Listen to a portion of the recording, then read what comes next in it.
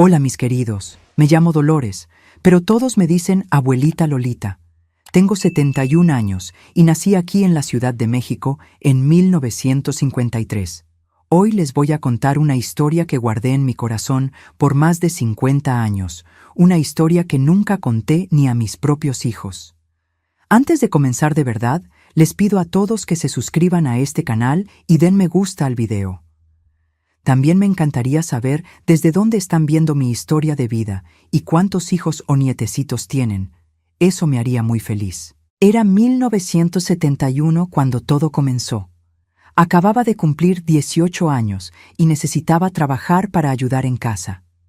Mi papá había fallecido el año anterior, víctima de un accidente en la construcción, y mi mamá se quedó sola conmigo y mis 3 hermanos menores. La pensión que recibía apenas alcanzaba para la renta de nuestra casita en la colonia San Felipe. Dolores, tú eres la mayor, me decía mi mamá conteniendo las lágrimas. Necesito que me ayudes a mantener esta familia. Yo entendía. A los 18 años ya sabía que la vida no era fácil para quien era pobre. Salí tocando de puerta en puerta buscando empleo en las tiendas del centro. Siempre me decían que necesitaba tener experiencia. En las casas de familia querían a alguien mayor, más confiable. Estaba casi dándome por vencida cuando una vecina me habló sobre la fábrica San José. Ahí contratan muchachas jóvenes, me dijo. Es trabajo pesado, pero pagan puntual cada mes. La fábrica San José estaba en la zona industrial de la ciudad, un edificio grande y gris que fabricaba telas para la región. Recuerdo hasta hoy el olor fuerte de tinta y pegamento que salía de ahí. Un olor que se pegaba en la ropa y en el cabello de quien trabajaba allí. Llegué un lunes por la mañana, en marzo de 1971. Estaba nerviosa, vistiendo mi vestido más bonito, uno azul marino que mi mamá había cosido para mí. En la entrada, un hombre malhumorado me mandó esperar. «Don Raúl te atenderá ahora», dijo después de una hora. Don Raúl era el dueño de la fábrica, un hombre de unos 45 años, alto, de cabello negro siempre peinado con brillantina. Usaba traje incluso en el calor de marzo y tenía una forma de hablar que parecía que le estaba haciendo un favor a todo el mundo. «Así que, ¿quieres trabajar aquí, muchachita?», preguntó mirándome de arriba abajo de una manera que me hizo sentir incómoda. «Sí, señor. Necesito mucho el empleo». «Experiencia no tienes, ¿verdad? Puedo verlo en tus manos», dijo tomando mis manos entre las suyas, fingiendo examinarlas, pero demorándose más tiempo del necesario. Manos suaves así no conocen trabajo pesado. Sentí un escalofrío, pero necesitaba ese trabajo. «Aprendo rápido, don Raúl. Soy dedicada. Estoy segura que...» Él sonrió de una manera extraña. «Voy a darte una oportunidad. Comenzarás en la sección de empaque. El sueldo es medio salario mínimo, 6 días por semana, de 7 de la mañana a 6 de la tarde. Era poco, pero era lo que había. Acepté inmediatamente. «Una cosa importante», dijo levantándose y viniendo hacia mi lado del escritorio. «Aquí me gustan las empleadas dedicadas, que saben reconocer cuando el patrón está siendo bueno. Me pareces una muchacha inteligente». No entendí completamente lo que quiso decir, pero asentí. Necesitaba ese trabajo. Comencé al día siguiente. La fábrica tenía unos 200 empleados, la mayoría mujeres jóvenes como yo. Trabajábamos en galpones enormes llenos de máquinas ruidosas que producían un calor insoportable. Mi trabajo era empacar las telas que salían de las máquinas, doblarlas correctamente y colocarlas en cajas. Las otras muchachas fueron amables conmigo el primer día. Me enseñaron cómo hacer el trabajo, dónde estaba el baño, dónde podía almorzar. «Pareces buena onda», dijo Concepción, una muchacha de 20 años que trabajaba en la máquina de al lado. «Pero ten cuidado con don Raúl». «¿Cuidado? ¿Cómo?» Ella miró a los lados, vio que nadie estaba escuchando. «Tiene mañas con las muchachas nuevas, principalmente las bonitas como tú». «¿Qué tipo de mañas?» «Ya lo descubrirás pronto», dijo con cara triste. «Solo no aceptes ir a su oficina sola, principalmente después del horario de trabajo». Aquello me preocupó, pero pensé que tal vez fuera una exageración. Don Raúl había sido educado conmigo, me había dado empleo cuando nadie más lo hacía. La primera semana transcurrió normal. Llegaba puntual a las 7, trabajaba sin parar, salía a las 6. El trabajo era cansador, pero estaba feliz de poder llevar dinero a casa. ¿Cómo te está yendo allá, hija?, preguntaba mi mamá todas las noches. Está bien, mamá. El patrón parece buena gente. Si supiera lo que estaba por venir, nunca habría dicho eso. En la segunda semana, don Raúl comenzó a aparecer más en mi sección. Venía a verificar la calidad del trabajo, siempre deteniéndose en mi mesa más tiempo que en las otras. «Te estás adaptando bien, Dolores», decía colocando la mano en mi hombro. «Me gustan las empleadas dedicadas como tú». La mano en el hombro duraba más tiempo de lo normal. A veces se quedaba justo detrás de mí, respirando en mi nuca mientras verificaba mi trabajo. «Don Raúl te tiene echado el ojo», me alertó Concepción durante el almuerzo. «Ya vi esta historia antes». «Pero no ha hecho nada malo», dije tratando de convencerme. «Todavía no lo ha hecho», suspiró.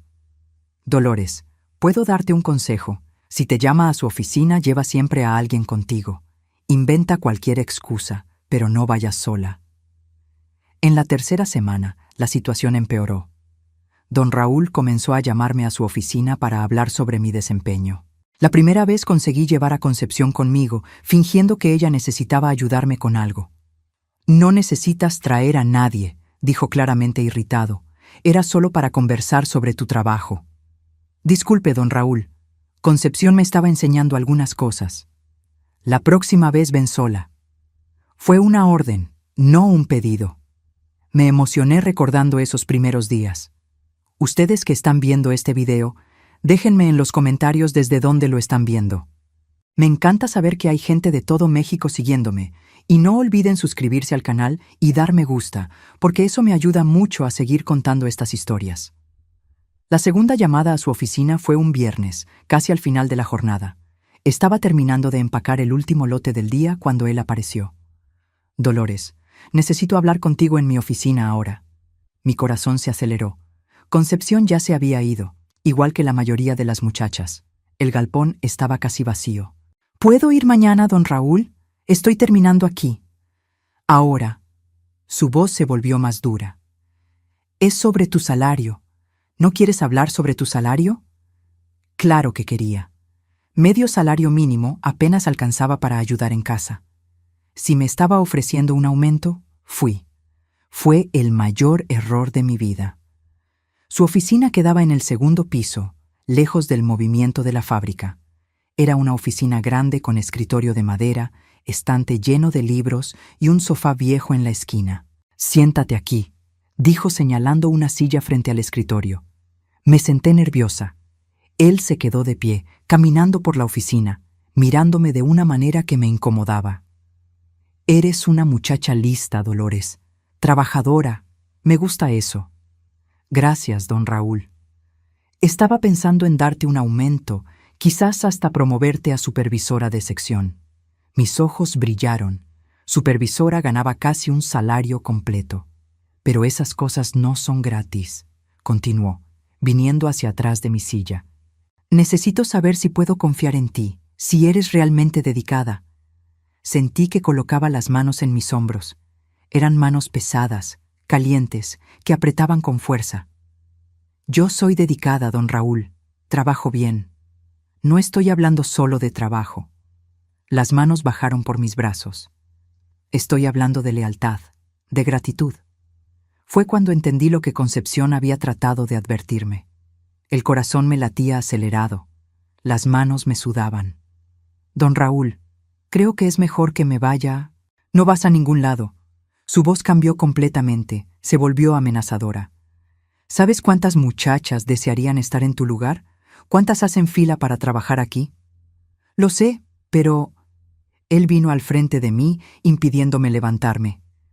«¿Quieres este empleo o no?» «Quiero, pero...» «Entonces vas a demostrar que lo mereces». Lo que sucedió en aquella oficina esa tarde no puedo describirlo en detalle. No porque no lo recuerde, recuerdo cada segundo, cada palabra, sino porque algunas cosas son demasiado pesadas para ser puestas en palabras.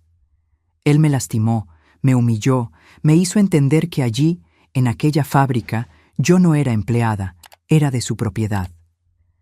Si le cuentas a alguien, dijo cuando terminó arreglándose el traje, serás despedida inmediatamente y le contaré a todo el mundo qué tipo de muchacha eres. Nadie más te dará empleo en esta ciudad. Salí de aquella oficina destrozada. Tomé mi bolsa, salí de la fábrica caminando como zombi. En la calle, vomité 3 veces. Llegué a casa y me encerré en el baño. Me bañé hasta que se acabó el agua, pero no conseguía sentirme limpia.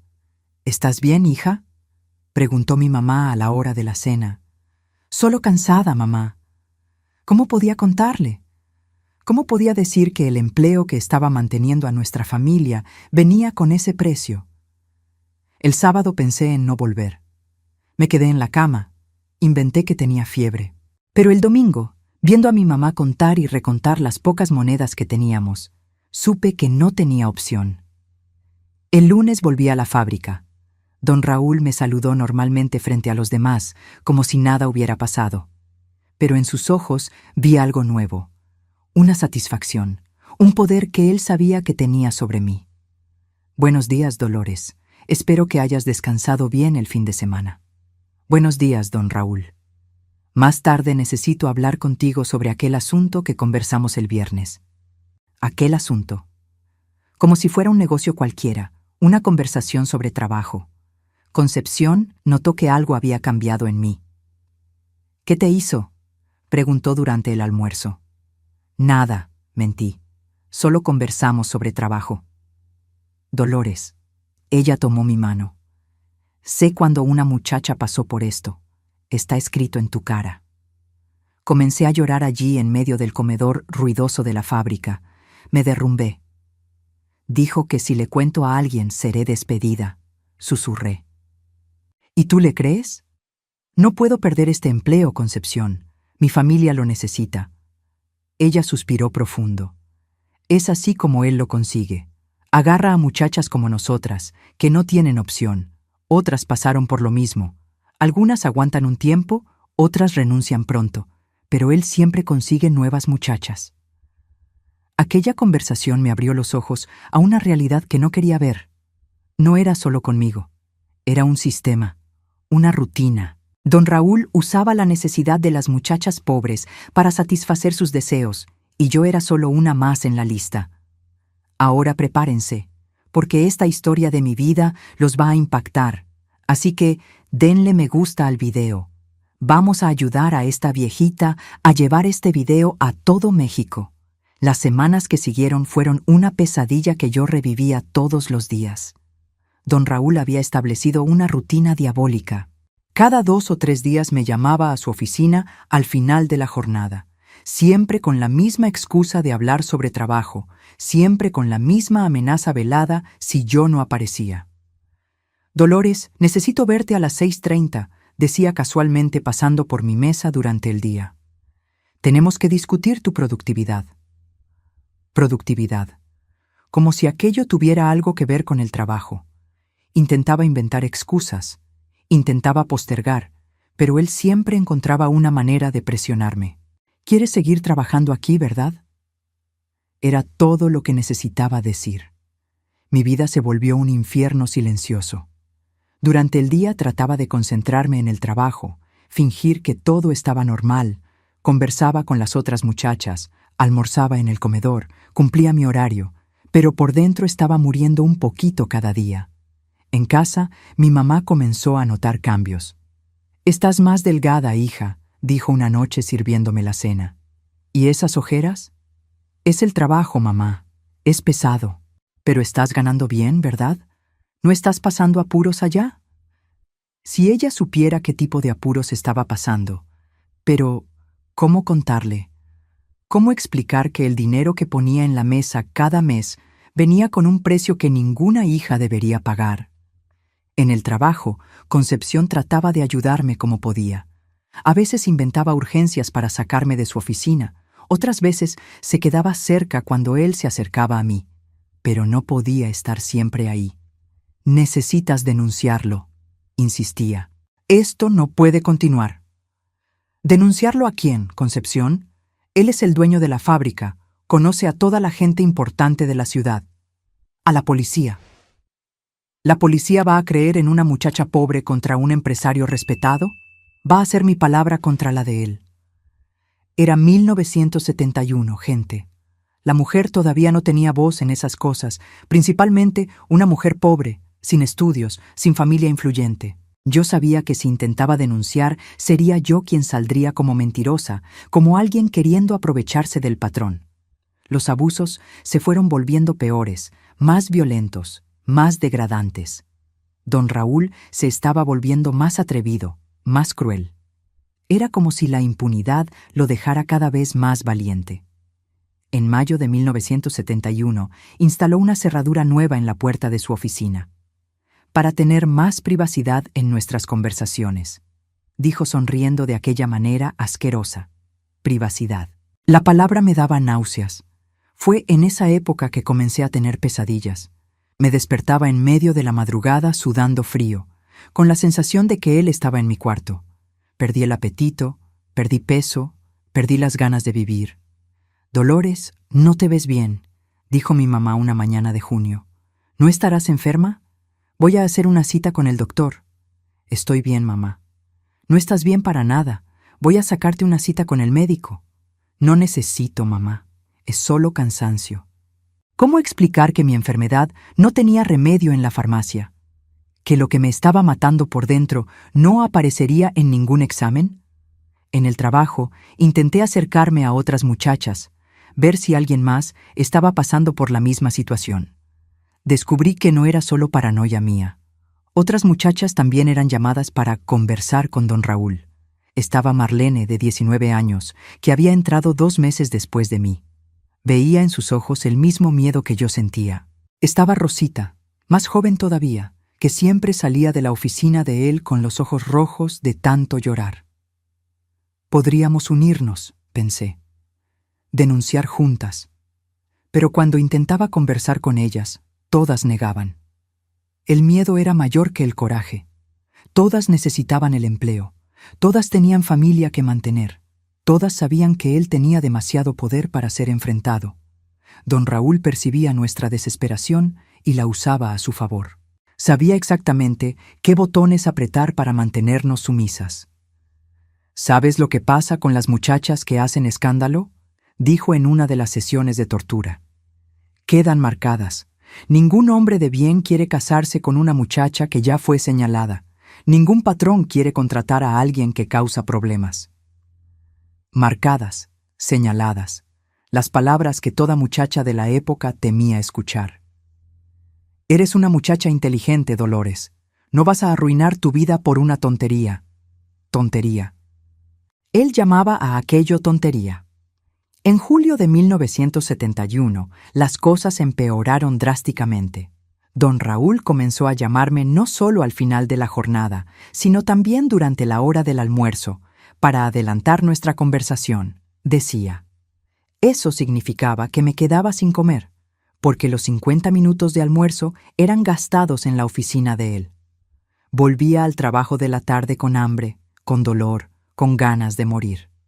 Las otras muchachas comenzaron a notar. Era imposible esconder lo que estaba pasando cuando volvía del almuerzo con la ropa arrugada, el cabello desarreglado, los ojos rojos.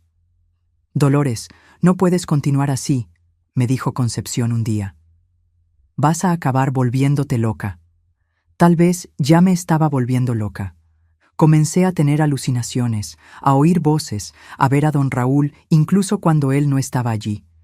El miedo constante me estaba destruyendo por dentro. Fue en agosto cuando él escaló a otro nivel. No satisfecho con abusar de mí en la oficina, comenzó a inventar entregas urgentes que yo tenía que hacer en su casa.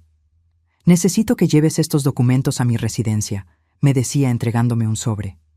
«Es urgente».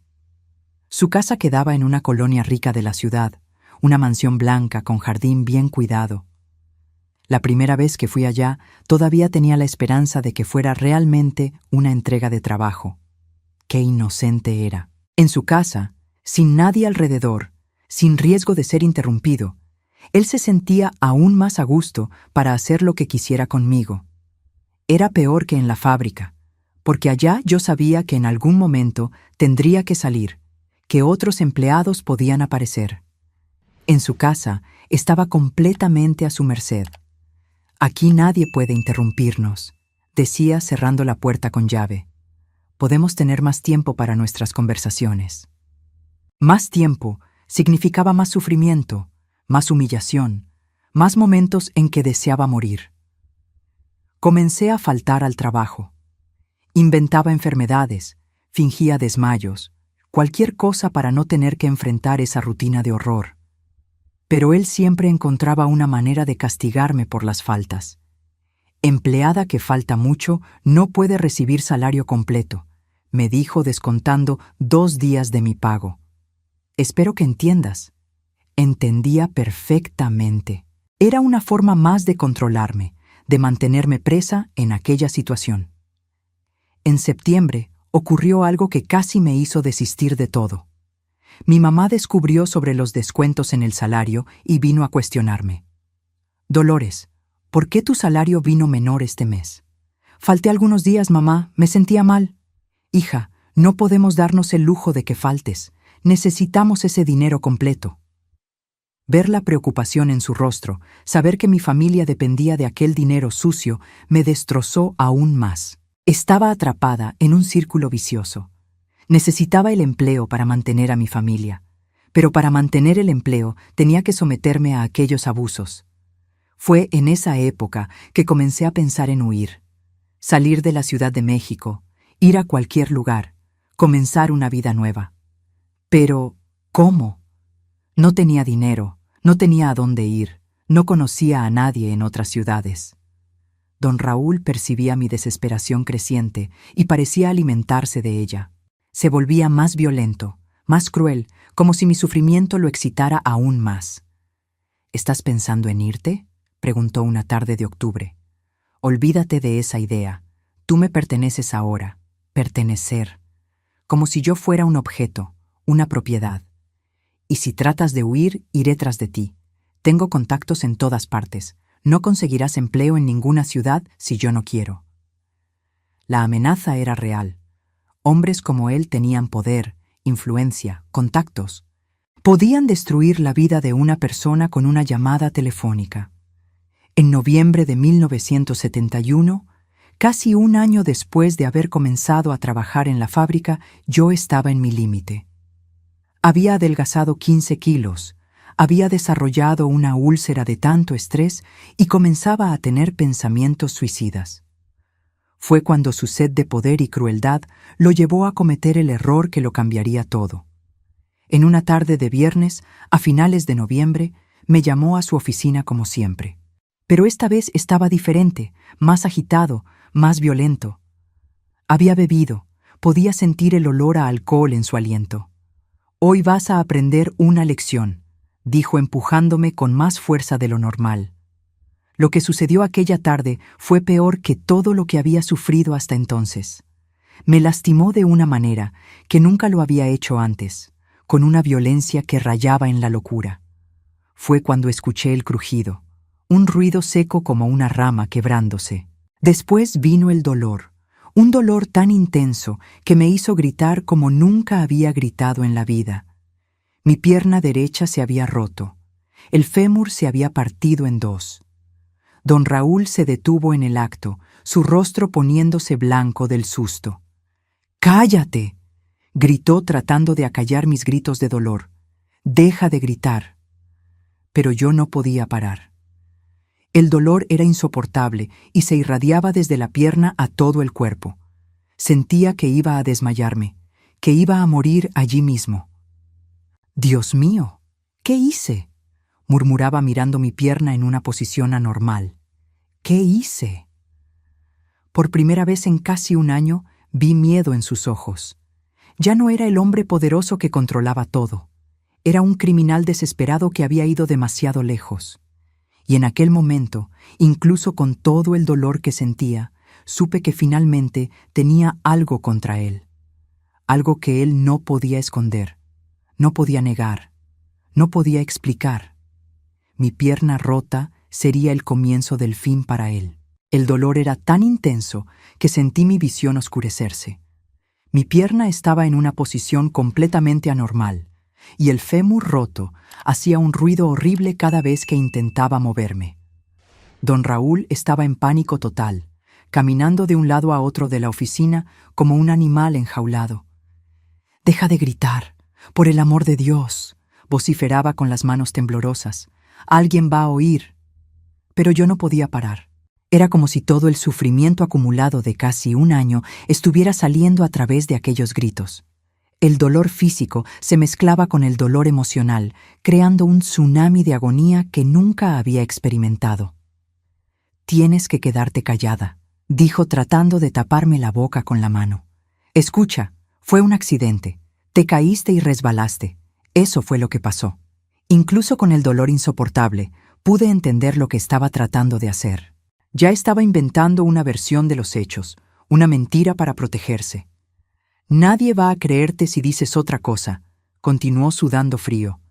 «¿Quién va a creerle a una muchacha contra mí? Te caíste. Eso fue todo». Pero esta vez era diferente.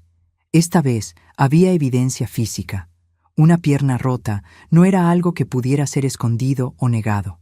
Los médicos harían preguntas, las enfermeras tomarían notas, habría registros. El desespero de él era evidente. Por primera vez, vi miedo real en los ojos de aquel hombre que me había atormentado por tantos meses. Él sabía que había cruzado una línea peligrosa. «Te voy a llevar al hospital», dijo tratando de levantarme. «Vamos a inventar una historia. Te caíste de la escalera de la fábrica, te golpeaste la pierna. Eso fue lo que pasó». Cuando intentó moverme, el dolor fue tan intenso que me desmayé por algunos segundos. Cuando volví en mí, estaba siendo cargada hacia su carro, un Ford negro que usaba para ir al trabajo. Durante el trayecto hasta el hospital, no paraba de repetir la versión que debíamos contar.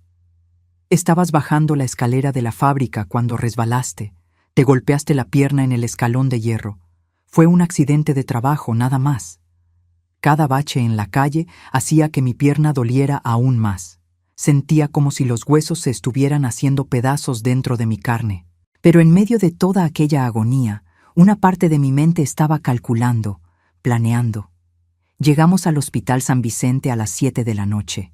Don Raúl me cargó hacia adentro gritando a los enfermeros: «¡Ayuden aquí!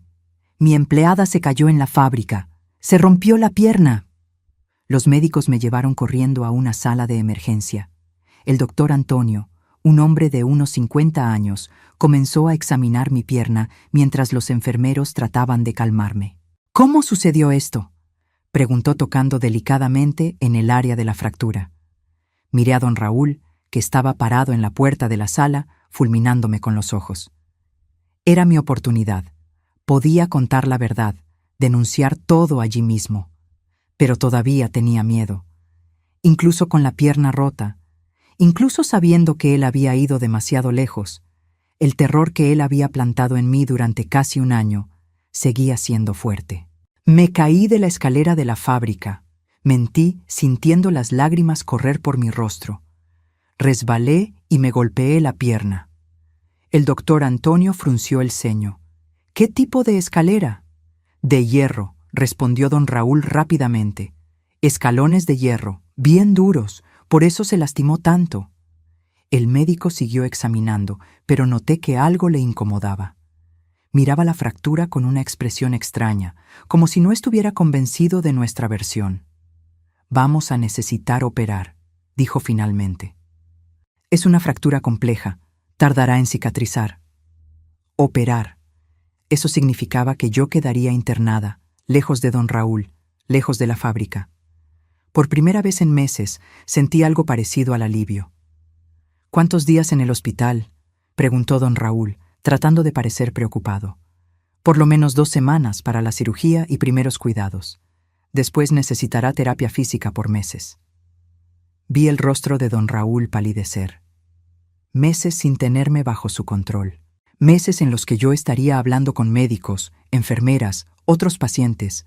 Meses en los que él no podría amenazarme o intimidarme. «Voy a avisar a tu familia», dijo, tratando de mantener la apariencia de patrón preocupado. Necesitan saber del accidente. Cuando él salió para hacer la llamada telefónica, el doctor Antonio se acercó a mí. Dolores, ¿puedo hacerte una pregunta personal? Mi corazón se aceleró. Puede. Esta fractura, el patrón es muy extraño para una caída simple.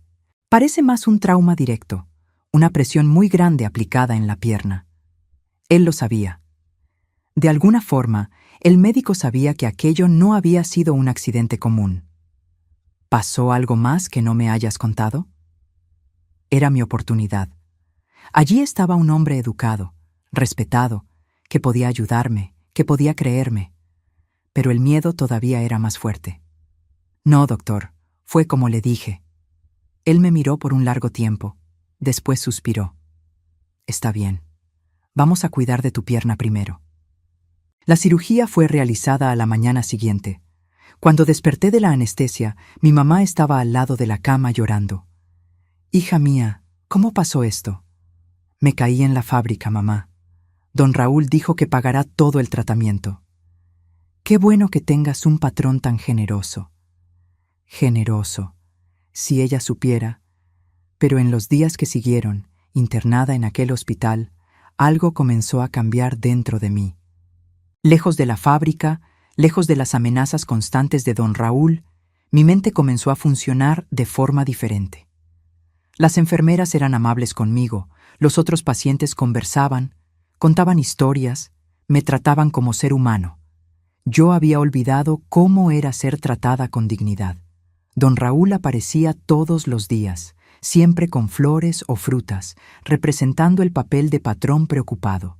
Pero cuando nos quedábamos solos, mostraba su verdadera cara. Espero que no estés pensando en hablar tonterías con nadie, susurraba cuando nadie estaba escuchando. Recuerda que tu familia todavía me necesita. Pero sus amenazas comenzaron a sonar vacías. Él estaba nervioso, inseguro. Veía en sus ojos que tenía miedo de que yo cambiara mi versión. En el 5.º día de internación ocurrió algo que lo cambió todo. El doctor Antonio vino a conversar conmigo nuevamente, pero esta vez trajo a alguien con él. Una mujer de unos 40 años, muy seria. Dolores, esta es la doctora Elena, nuestra psicóloga. Le gustaría conversar contigo. ¿Psicóloga? Mi corazón se aceleró. ¿Por qué querían que yo hablara con una psicóloga? Es rutina, explicó la doctora Elena. Siempre conversamos con pacientes que sufrieron traumas para ayudar en la recuperación. Nos quedamos solas en el cuarto. Ella acercó una silla y se sentó muy cerca de mi cama. ¿Cómo te estás sintiendo, Dolores? La pierna está doliendo menos. No estoy hablando de la pierna, estoy hablando de ti como persona. La pregunta me tomó por sorpresa. Nadie nunca me había preguntado cómo me sentía como persona. No sé, normal, creo. El doctor Antonio me contó que tu fractura es bastante inusual. Él tiene experiencia con accidentes de trabajo y me dijo que nunca vio nada parecido. Sentí la sangre helarse. Pero fue eso lo que pasó. Me caí de la escalera.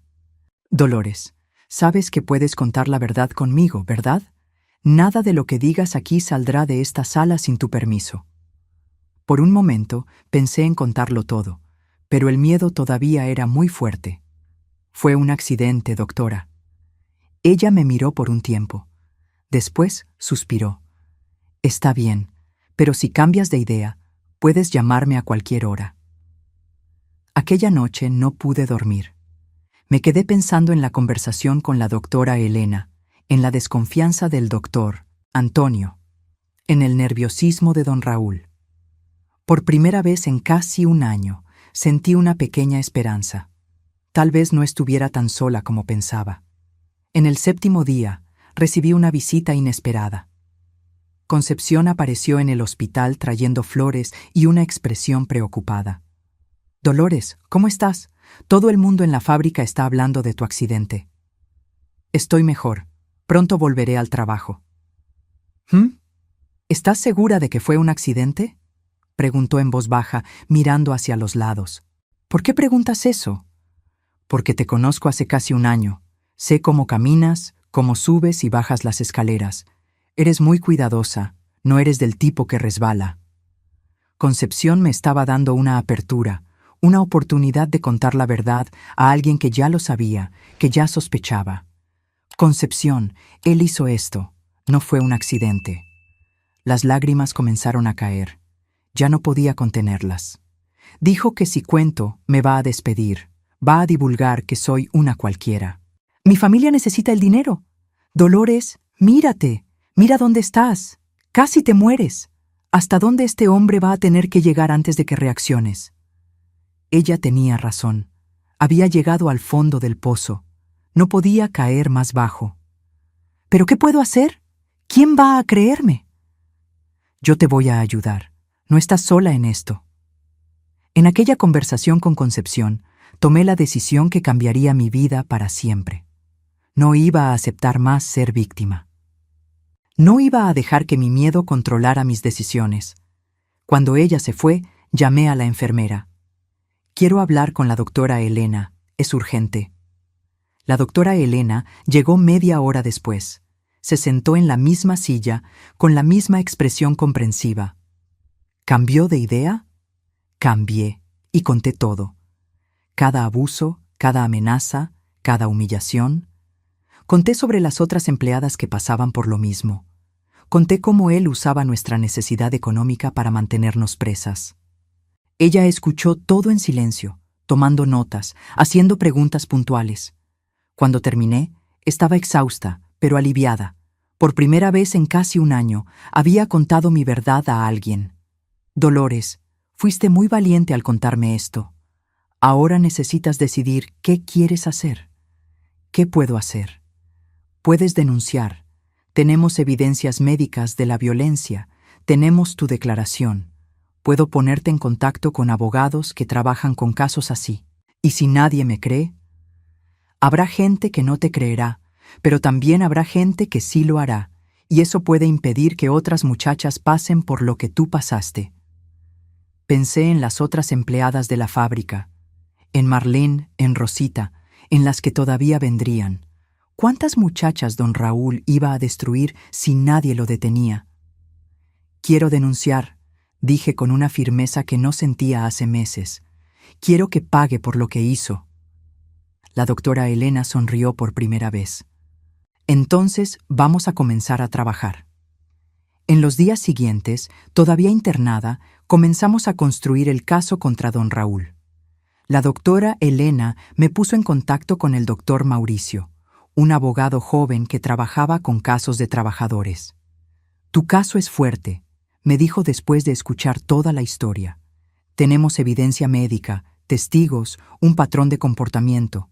Podemos procesarlo por agresión, acoso sexual y una serie de otras cosas. Pero él tiene dinero, influencia. Y nosotros tenemos la verdad. A veces eso basta. Don Raúl seguía apareciendo en el hospital, cada vez más nervioso. Notaba que algo había cambiado, que yo ya no estaba con el mismo miedo de antes. Estás diferente, dijo en una de las visitas. Espero que no estés haciendo ninguna tontería. No estoy haciendo ninguna tontería, respondí mirándolo directamente a los ojos. Estoy haciendo justicia. Vi su rostro cambiar de color. Sabía que yo había hablado. No sabes con quién te estás metiendo, susurró furioso. Voy a destruirte a ti y a tu familia. Ya intentaste destruirme, pero no lo conseguiste. Fue la primera vez en casi un año que respondí a él sin miedo, y aquella sensación de poder, de no ser más víctima, era embriagadora. 3 días después, recibí el alta del hospital. Mi pierna todavía estaba enyesada, necesitaba muletas, pero estaba libre. Y por primera vez en meses, libre de verdad, porque ahora tenía un arma contra él, tenía valor, tenía aliados, tenía un plan. La guerra había comenzado, y esta vez yo no iba a perder. Cuando salí del hospital con aquellas muletas bajo el brazo, sentí algo que no experimentaba hace casi un año: esperanza. La pierna todavía dolía mucho, pero mi alma estaba más ligera. Por primera vez desde que comencé a trabajar en aquella maldita fábrica, tenía un plan. El doctor Mauricio me había explicado todo al detalle, Íbamos a demandar a don Raúl por agresión, acoso sexual y crear un precedente que pudiera proteger a otras mujeres. Pero él fue claro conmigo sobre los desafíos. Dolores, no va a ser fácil. Él va a tratar de desacreditarte, va a usar abogados caros, va a intentar sobornar testigos. Necesitas estar preparada para una guerra. Guerra. La palabra me asustaba, pero al mismo tiempo me daba energía. Después de tanto tiempo siendo víctima, finalmente iba a poder luchar. El primer paso era recolectar evidencias. Necesitábamos más testigos, documentos, cualquier cosa que probara el patrón de comportamiento de él. El doctor Mauricio me orientó a buscar otras empleadas que hubieran pasado por la misma situación. Pero antes de eso, tuve que enfrentar a mi familia. Cuando llegué a casa aquella tarde de diciembre de 1971, mi mamá me recibió con una mezcla de alivio y preocupación. «Gracias a Dios estás bien, hija. Don Raúl pasó por aquí ayer. Dijo que puedes quedarte ausente el tiempo que necesites. ¡Qué hombre bueno!, ¿no?» «Hombre bueno. Si ella supiera. Mamá, necesito hablar contigo sobre algo muy importante». Nos sentamos en la cocina de nuestra casita simple. Mi mamá sirvió un café y se quedó mirándome con aquella expresión maternal que siempre me calmaba. «¿Qué pasó, hija? Estás extraña desde que volviste del hospital». Respiré hondo. Contar la verdad a la doctora Elena había sido difícil, pero contar a mi propia mamá sería devastador, como romper el corazón de la mujer que me crió. ¿Cómo decir que el empleo que mantenía a nuestra familia venía con ese precio horrible? «Mamá, lo que me pasó en la fábrica no fue un accidente». Ella frunció el ceño. «¿Cómo que no fue un accidente?» «Don Raúl, él me lastimó a propósito, durante una cosa que me estaba haciendo». Vi la confusión en sus ojos transformarse lentamente en horror a medida que yo contaba la historia. Cada palabra era como una puñalada en mi propio corazón, porque sabía cuánto estaba lastimándola. «Hija mía, por Dios», susurró cuando terminé, las lágrimas corriendo por su rostro. «¿Por qué no me contaste antes?» «Porque tenía miedo, mamá. Miedo de perder el empleo, miedo de que nadie me creyera, miedo de que él cumpliera las amenazas». Ella me abrazó con tanta fuerza que casi no pude respirar. Sentí sus lágrimas mojando mi cabello. «Perdóname, hija. Perdóname por no haberme dado cuenta. Perdóname por obligarte a cargar esto sola». «No fue tu culpa, mamá». «Sí fue. Una madre tiene que proteger a sus hijos. Yo fallé». En aquel abrazo, sentí que tenía una aliada más en mi guerra contra don Raúl. Mi mamá siempre fue una mujer fuerte, y ahora esa fuerza estaba de mi lado. En los días siguientes, comencé la investigación informal que el doctor Mauricio había sugerido. Primero busqué a Concepción. Ella vino a mi casa una tarde de sábado, nerviosa pero determinada. «Dolores, decidí que voy a ayudarte. Me cansé de quedarme callada viendo a ese hombre destruir la vida de las muchachas». «¿Estás segura? Puede ser peligroso». «Claro que estoy segura, y no soy solo yo. Marlene y Rosita también quieren hablar». Mi corazón se aceleró. Otras víctimas dispuestas a testificar. Eso lo cambiaba todo. «Pero hay más», continuó Concepción. «Juanita, que trabajó allá hasta el año pasado, también quiere declarar, y ella tiene una historia que te va a impactar». Juanita era una muchacha que había renunciado súbitamente a mediados de 1971. En aquella época nadie entendió por qué, ya que ella necesitaba mucho el empleo. Marcamos un encuentro en la casa de Concepción para el domingo siguiente. Cuando llegué allá, cojeando con mis muletas, encontré a 4 mujeres sentadas en la mesa de la cocina, todas con la misma expresión de miedo y determinación. «Gracias por venir», dije sentándome con dificultad. «Sé que no es fácil». Marlene fue la primera en hablar. Confirmó todo lo que yo imaginaba. Los mismos abusos, las mismas amenazas, el mismo patrón de comportamiento.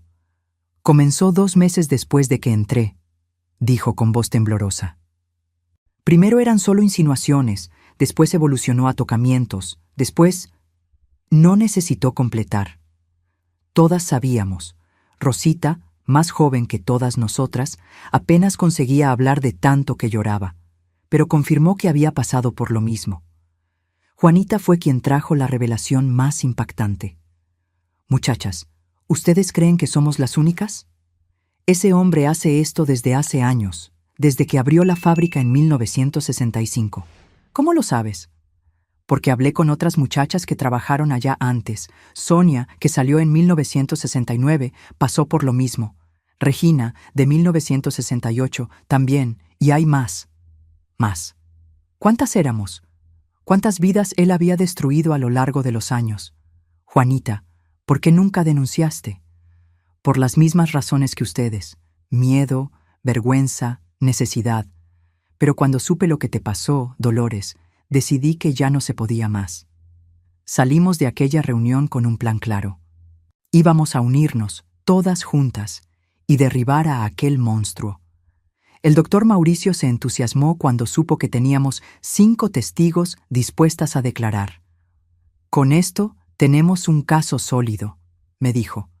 Ya no es la palabra de una empleada contra la del patrón. Es un patrón sistemático de abuso. Pero don Raúl no estaba quieto. Cuando supo que yo no había vuelto al trabajo después del periodo de ausencia médica, comenzó a moverse. Primero intentó la intimidación directa. Apareció en mi casa una noche de enero de 1972, golpeando la puerta con fuerza. «Dolores, necesito hablar contigo». Mi mamá atendió la puerta, pero se mantuvo firme. «Ella no quiere hablar con usted.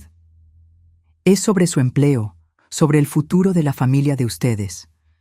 Salí de la cocina cojeando, todavía con muletas. Por primera vez estaba cara a cara con él, fuera del ambiente de la fábrica, lejos del poder que ejercía allá. ¿Qué quiere? Quiero hacerte una propuesta. Vuelve al trabajo, olvídate de esas tonterías que te están metiendo en la cabeza y te doblo el salario. Doblar el salario era mucho dinero para nuestra familia. Sería la diferencia entre pasar necesidad y vivir con dignidad. ¿Y si no acepto? Entonces las cosas se van a poner difíciles para ti y para tu familia. La amenaza estaba clara, pero yo ya no era la muchacha asustada de un año atrás. No acepto, dije mirándolo directamente a los ojos. Y si se acerca a mi familia otra vez, voy a llamar a la policía. Él se puso rojo de rabia, pero no podía hacer nada allí delante de mi mamá, en la calle donde los vecinos podían ver. «Te vas a arrepentir», susurró antes de irse. En los días siguientes comenzaron las represalias. Primero esparcieron rumores sobre mí en la colonia, que era mentirosa, fácil, que estaba tratando de extorsionar a un hombre honesto. «Ignora esos chismes», me aconsejaba mi mamá.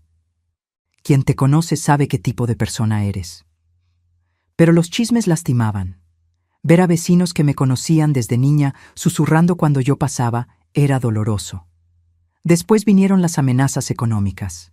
Don Raúl tenía influencia en el comercio local y comenzó a presionar a proveedores para que no vendieran fiado a mi familia. «Doña María, lo siento, pero ya no puedo hacer cuenta para ustedes», dijo el dueño de la tienda a mi mamá. «¿Por qué, don Juan? Siempre pagamos puntual. Órdenes de arriba. Órdenes de arriba».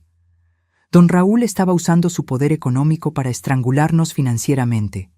Pero el doctor Mauricio había previsto esto. «Es típico», me explicó. «Cuando los hombres poderosos se sienten amenazados, usan todos los recursos disponibles». En febrero de 1972, finalmente entablamos la demanda. El doctor Mauricio había preparado todo meticulosamente: declaraciones de las víctimas, informes médicos, evidencias del patrón de comportamiento. La demanda causó un escándalo en la ciudad. Nunca había pasado nada parecido en la Ciudad de México. Una empleada demandando al patrón por acoso sexual era algo inédito.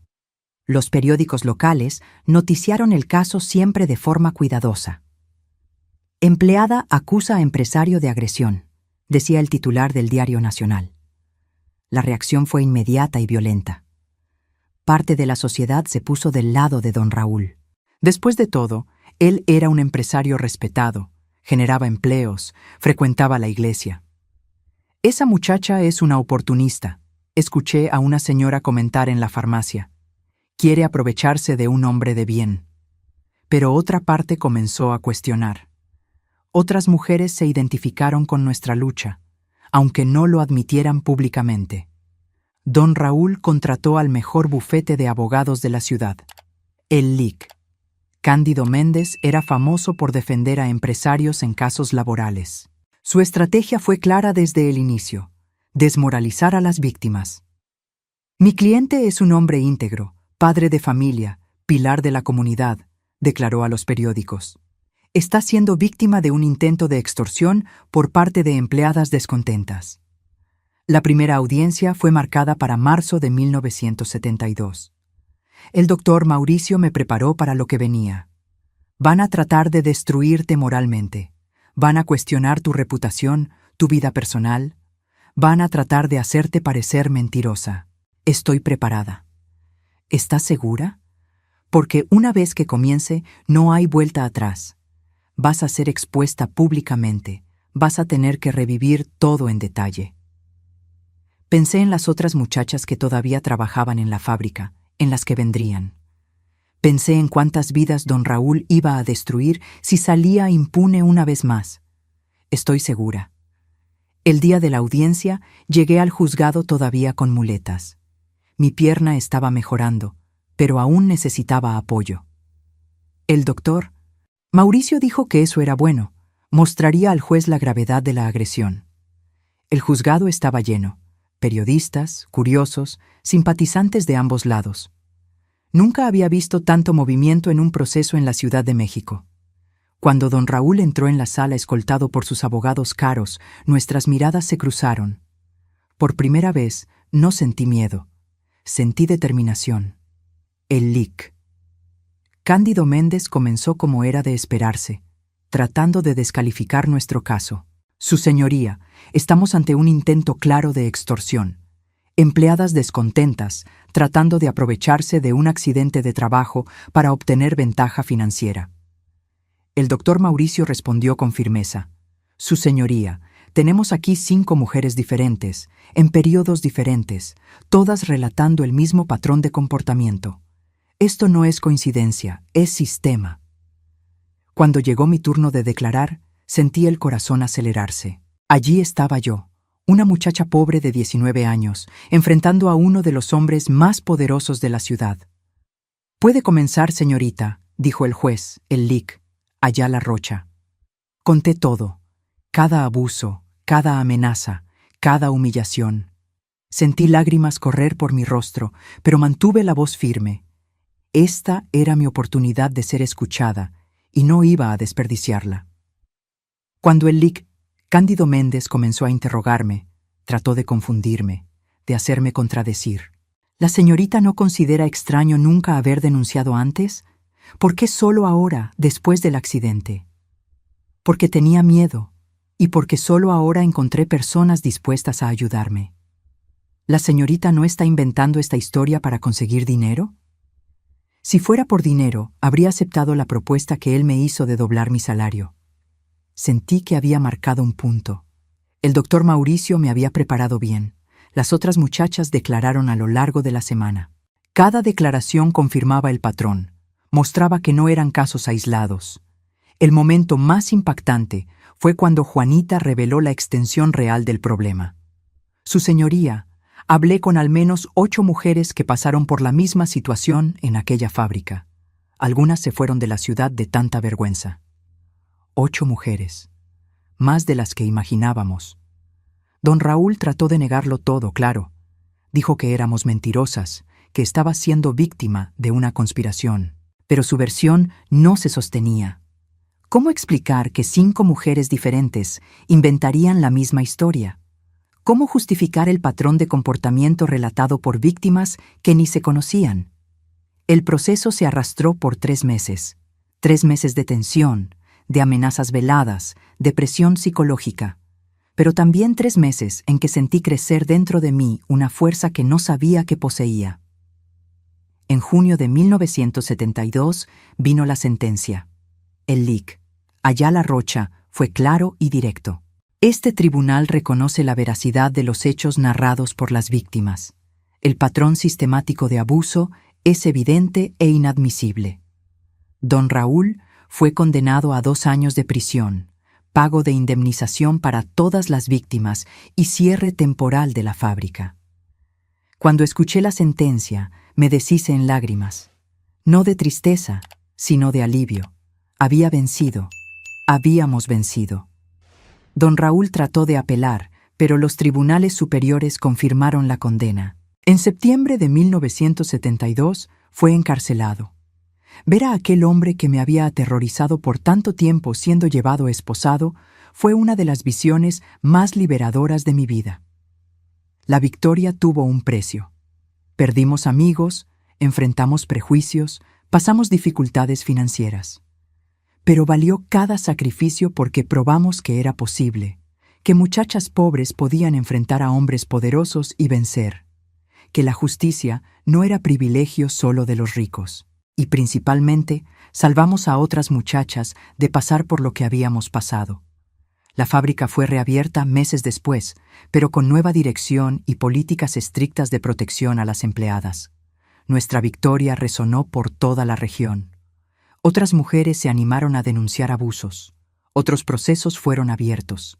Habíamos plantado una semilla de cambio que florecería por décadas. Después de la condena de don Raúl en septiembre de 1972, pensé que mi vida finalmente podría seguir un rumbo normal. Qué ingenua era. La victoria en la justicia fue apenas el comienzo de una jornada aún más desafiante. Reconstruir mi vida desde cero a los 19 años, con una pierna que nunca más sería la misma y una reputación manchada por los rumores que circulaban por la ciudad. La indemnización que recibí fue significativa para los estándares de la época. 15,000 pesos, una cantidad que representaba casi 2 años de salario. Pero el dinero vino con un precio emocional alto. Cada centavo de aquel valor representaba una humillación sufrida, una noche de terror vivida, un pedazo de mi dignidad que había sido robado. Ahora puedes descansar, mi mamá dijo cuando el dinero llegó. Puedes cuidarte, tratarte bien. Pero descansar era lo último que quería. Durante aquellos meses de proceso, había descubierto una fuerza interior que ni sabía que existía. Había probado para mí misma que podía enfrentar gigantes y vencer. Y ese descubrimiento había despertado en mí una ambición que jamás imaginé tener. El problema era, ¿qué futuro podría construir una muchacha como yo? Mi pierna derecha había quedado con secuelas permanentes de la fractura. Cojeaba levemente y sentía dolores cuando estaba mucho tiempo de pie. Trabajos que exigían esfuerzo físico estaban descartados. Además, mi reputación en la ciudad estaba complicada. La mitad de las personas me veía como heroína, la muchacha valiente que había enfrentado a un poderoso. La otra mitad me consideraba una oportunista que había armado un escándalo contra un hombre de bien. Dolores, podrías buscar empleo en alguna oficina, sugirió Concepción en una de nuestras conversaciones. Con tu inteligencia serías perfecta para trabajo administrativo. Intenté en algunas oficinas de la ciudad, pero siempre tropezaba con el mismo problema. Mi nombre estaba asociado al escándalo, y muchos empleadores temían contratar a alguien que daba problemas. Lo siento, dijo el gerente de una oficina de contabilidad, pero nuestra empresa valora la discreción. No podemos correr riesgos. Riesgos, como si luchar por mis derechos fuera un defecto de carácter. Fue en esa época de incertidumbres cuando algo inesperado ocurrió. El doctor Mauricio, mi abogado, me hizo una propuesta que cambiaría completamente el rumbo de mi vida. Dolores, tienes un talento natural para la organización y la comunicación. Lo vi durante todo el proceso. ¿Qué tal trabajar conmigo? ¿Trabajar? ¿Cómo qué, doctor? Como asistente jurídica. Puedo enseñarte lo básico del derecho. Tú me ayudas con el papeleo, atención a los clientes. Y hay una cosa que haces mejor que cualquier abogado experimentado. ¿Qué cosa? Entiendes a las víctimas. Cuando una mujer llega aquí, sufriendo abuso, acoso, violencia, necesita a alguien que entienda por lo que está pasando, alguien que ya haya estado ahí. La propuesta me emocionó y me asustó al mismo tiempo. Trabajar con derecho siempre me había parecido algo muy distante de mi realidad. Pero el doctor Mauricio estaba ofreciendo no solo un empleo, estaba ofreciendo un propósito. pero no tengo suficientes estudios. Estudios se consiguen. Tú tienes algo mucho más raro, experiencia de vida y valor para usar esa experiencia en beneficio de otros. Acepté la propuesta. En octubre de 1972, mi primer día en el despacho fue aterrador. Yo, una muchacha que apenas había terminado la secundaria, rodeada de libros de derecho, códigos, procesos complejos. Pero el doctor Mauricio fue paciente. Me enseñó a organizar documentos, redactar escritos simples, atender clientes, y descubrí que tenía facilidad para aquello. Lo más importante, cuando mujeres víctimas de violencia llegaban al despacho, conseguía establecer una conexión que ningún abogado hombre lograría. Ella nos entiende, escuché a una cliente comentar con otra.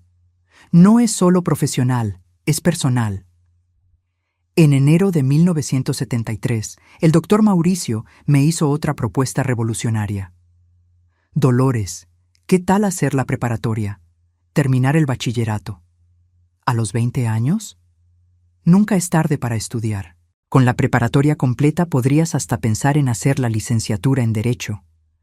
¿Licenciatura en Derecho? La idea me pareció absurda en la época. Una muchacha pobre, hija de obrero muerto, víctima de abuso sexual, estudiando Derecho. Eso no existía en mi mundo, pero la semilla estaba plantada. Comencé la preparatoria en marzo de 1973, estudiando por la noche después del trabajo. Era pesado. Trabajaba de 8 a 5 en el despacho, después corría para la escuela de 7 a 10 de la noche. Mi pierna dolía mucho al final del día, pero mi mente estaba más activa que nunca. Descubrí que adoraba estudiar, que tenía facilidad para aprender. «Estás diferente», comentó mi mamá algunos meses después. ¿Diferente cómo? Más determinada. Determinada era la palabra correcta. Por primera vez en la vida tenía objetivos claros.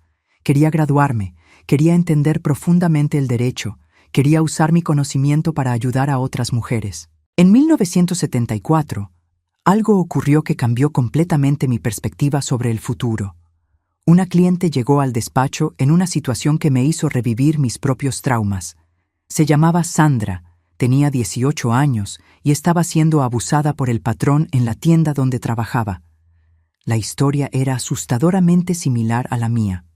Él dijo que si cuento a alguien, va a divulgar que soy una cualquiera, me contó llorando. Mi familia necesita mi salario. Era como mirar en un espejo del pasado. La misma manipulación, el mismo miedo, la misma sensación de estar atrapada. Sandra, dije tomando su mano, sé exactamente por lo que estás pasando. Y sé que parece imposible salir de esa situación, pero es posible. Le conté mi historia. Vi sus ojos llenarse de esperanza a medida que percibía que no estaba sola, que alguien había pasado por el mismo infierno y conseguido salir. ¿Realmente crees que puedo vencer? Estoy segura y voy a ayudarte. El caso de Sandra fue mi primero como asistente principal.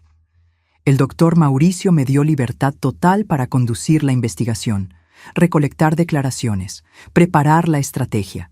Descubrimos que el patrón de ella tenía el mismo patrón de conducta que don Raúl. Otras empleadas habían sido víctimas, pero todas estaban con miedo de hablar. Usé la misma táctica que había funcionado en mi caso: reunir a las víctimas, mostrarles que no estaban solas, construir un caso sólido basado en el patrón de comportamiento. En 6 meses conseguimos no solo la condena del agresor, sino también un acuerdo financiero que permitió a Sandra mudarse a otra ciudad y recomenzar la vida. «Gracias», me dijo el día de la sentencia. «Me salvaste». En aquel momento entendí cuál era mi verdadero propósito en la vida. No era apenas sobrevivir a mis traumas, era transformarlos en herramienta de liberación para otras mujeres. Terminé la preparatoria en diciembre de 1974 con calificaciones excelentes. El doctor Mauricio organizó una pequeña fiesta en el despacho para celebrar. «Ahora viene la parte seria», dijo. «Examen de admisión para Derecho». El examen de admisión de 1975 fue una de las experiencias más desafiantes de mi vida. Yo, a los 22 años, compitiendo con jóvenes de clase media que habían tenido acceso a cursos caros, escuelas privadas, bibliotecas en casa. Estudié como nunca había estudiado antes. Me despertaba a las 5 de la mañana para repasar materias antes del trabajo. En el almuerzo, en vez de comer, me quedaba leyendo. Por la noche, después de la cena, estudiaba hasta la medianoche. Mi mamá se preocupaba con mi obsesión por los estudios. «Hija, vas a enfermarte así». «Mamá, esta es mi única oportunidad. Si no paso este año, tal vez nunca más tenga el valor de intentar». El día del examen llegó en diciembre de 1975. Recuerdo cada detalle de aquella mañana: el nerviosismo, las manos sudadas, la sensación de que todo mi futuro dependía de aquellas pocas horas. La prueba fue difícil, pero sentí que me había salido bien, principalmente en la redacción, donde pude hablar sobre justicia social y derechos de las mujeres, temas que conocía no solo en la teoría, sino en la práctica. El resultado salió en febrero de 1976. Cuando vi mi nombre en la lista de aprobados, comencé a llorar allí mismo frente a la universidad. Lo había conseguido. Una muchacha pobre, víctima de abuso, coja de una pierna, había aprobado el examen de admisión para Derecho en una de las mejores universidades de Ciudad de México. «Felicidades», dijo un compañero aprobado. «Debes haber estudiado mucho». Si él supiera que yo había estudiado no solo libros, sino la vida, que mi educación había comenzado en aquella sala de tortura de don Raúl, continuado en las audiencias del tribunal, y ahora finalmente llegaba a la universidad. El primer día de clases fue en marzo de 1976. Cuando entré en aquella aula llena de jóvenes de clase media, todos bien vestidos, todos confiados, sentí que no pertenecía a aquel lugar. «¿Tú vas a estudiar Derecho?», preguntó un compañero mirando mi ropa sencilla. «Pensaba que eras la de la limpieza». La observación me lastimó, pero también me motivó. Iba a probar que pertenecía allí tanto como cualquiera de ellos. La universidad fue un desafío constante. Muchos profesores tenían prejuicios contra alumnos mayores, principalmente mujeres. Algunos compañeros me veían como curiosidad, la muchacha pobre que había tenido suerte de conseguir entrar. Pero yo tenía una ventaja que ellos no tenían: experiencia real. Cuando estudiábamos Derecho Penal, yo sabía en la práctica cómo funcionaba un tribunal. Cuando vimos Derecho Laboral, yo había vivido en carne propia las relaciones abusivas de poder. «Tu participación en las clases es siempre muy rica», dijo el profesor de Derecho Civil. «Traes una perspectiva diferente». Perspectiva diferente era una forma educada de decir que yo había aprendido derecho en la vida real antes de aprenderlo en los libros. Durante los 5 años de universidad, continué trabajando con el doctor Mauricio. Era pesado: clases por la mañana, trabajo por la tarde, estudios por la noche. Pero cada semestre que pasaba, sentía que estaba más cerca de mi objetivo. En 1978, en el tercer año, ocurrió algo que me marcó profundamente. Una profesora de Derecho de la Mujer, materia optativa que pocos alumnos cursaban, me llamó para conversar. «Dolores, supe de tu historia, de tu lucha. ¿Ya pensaste en especializarte en derechos de las mujeres?». «¿Cómo así, profesora?». «México está cambiando. Las mujeres están ganando más espacio, más derechos. Vamos a necesitar abogadas que entiendan esas cuestiones no solo teóricamente, sino vivencialmente». La sugerencia plantó una semilla. Comencé a estudiar más profundamente los derechos de las mujeres, la legislación laboral, los casos de discriminación y violencia.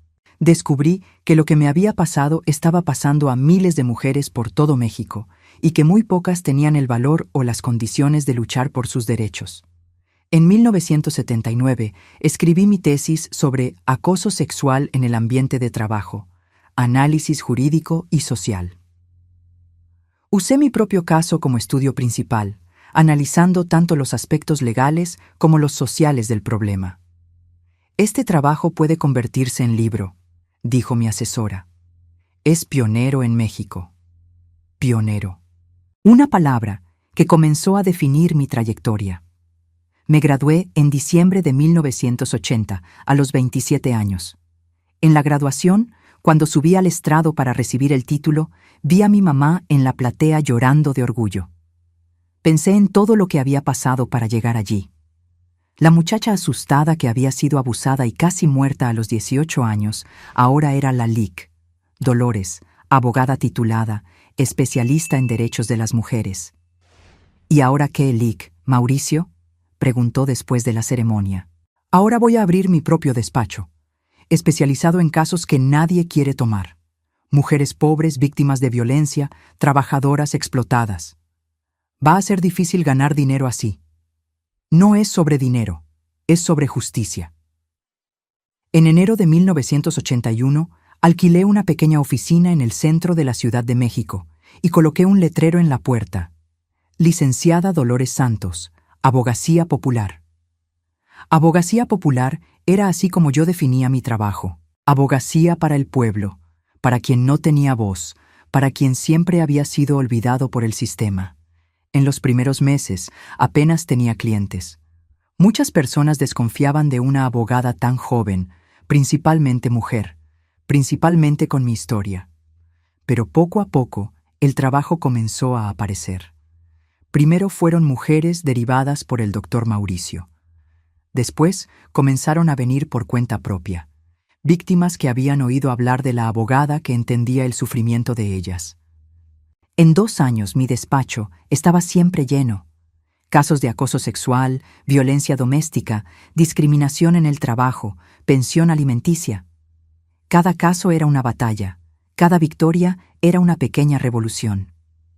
«Estás cambiando la ciudad», dijo Concepción, que se había convertido en mi secretaria. «Las mujeres ya no tienen tanto miedo de denunciar». ¿Cambiando la ciudad? Tal vez fuera exageración, pero sentía que estaba plantando semillas de transformación. En 1983 recibí una invitación que cambiaría nuevamente el rumbo de mi vida. El gobierno de Ciudad de México estaba creando la primera Fiscalía de la Mujer del Estado y querían que yo participara del proyecto como consultora. «Es una oportunidad de impactar a miles de mujeres», explicó la coordinadora del proyecto. «Tu experiencia sería fundamental». Acepté el desafío. Durante 6 meses viajé por todo el estado capacitando a fiscales, formando funcionarios, creando protocolos de atención. Fue gratificante ver que mi lucha individual se había transformado en política pública, que otras mujeres tendrían acceso a una atención digna, respetuosa, eficiente. Pero el trabajo más importante todavía estaba por venir. En 1984 decidí escribir un libro contando mi historia completa. «¿Por qué ahora?», preguntó mi mamá. «Porque otras muchachas necesitan saber que es posible, que se puede transformar dolor en propósito, trauma en fuerza». El libro tardó 2 años en quedar listo. Del trauma a la transformación, una jornada de supervivencia y victoria. Fue publicado en 1986 y causó impacto nacional. «Tu historia es inspiradora», dijo una periodista de la revista Siempre. «Enseña a superar cualquier adversidad». ¿Superar la adversidad? Sí, era posible. Pero más que eso, era posible transformar la adversidad en combustible para el cambio social. El libro me trajo reconocimiento nacional. Comencé a dar conferencias por todo el país, a participar en programas de televisión, a ser consultada por periodistas. Pero lo más importante, comenzaron a buscarme mujeres de todos los rincones de México. Cartas, llamadas telefónicas, personas que viajaban horas para conocerme. «Tu historia me dio valor», decía cada una.